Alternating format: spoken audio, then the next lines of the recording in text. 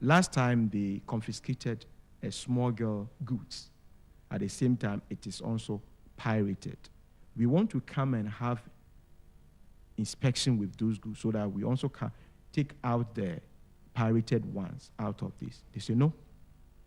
Why no?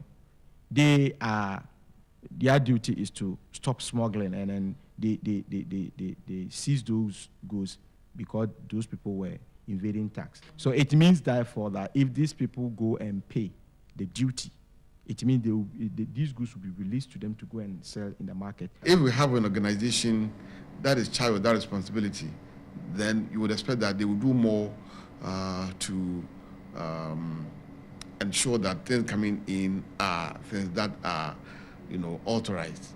But I'm afraid what I see with the market does not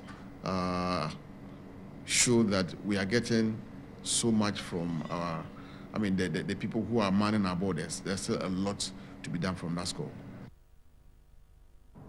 Well, with such stories, it's no wonder that Ghana is seeing such huge importations, especially last year. A 46% rise in importations sent the cedi slumming after a few months of stability. The governor of the Bank of Ghana says there are no short-term measures to arrest huge importation.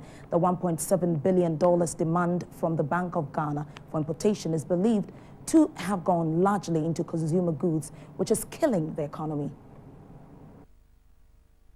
The Bank of Ghana's gross international reserves improved to $5.4 billion in 2011 from $4.7 in 2010. But the huge imports over the years, especially between November and January 2012, has eroded this achievement. The gross reserves currently are worse than the 2010 figure of $4.7 billion to $4.6 billion.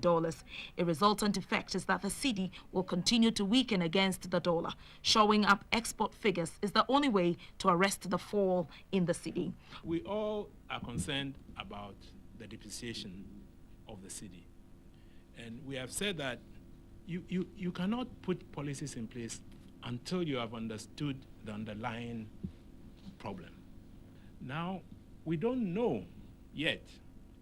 We know about the composition: capital goods, intermediate goods, consumption goods.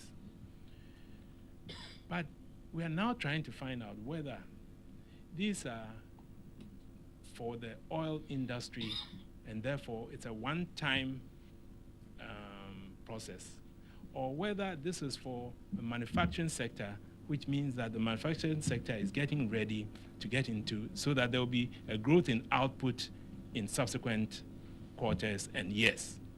As a short-term scenario, there is no solution except trying to do your best to improve the quality of domestic production and to improve the added value of your product. But is it not hypocritical for French economist Jacques Attali to promote industrialization when the European Union's economic partnership agreement will further flood the Ghanaian markets with imported goods?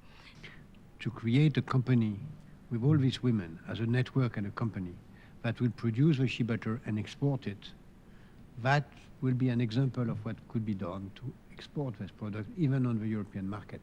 We are even also negotiating or trying to negotiate with European cosmetics and chocolate companies to buy those products. No reason to believe Europe is not here only to invade Ghana and the rest of Africa with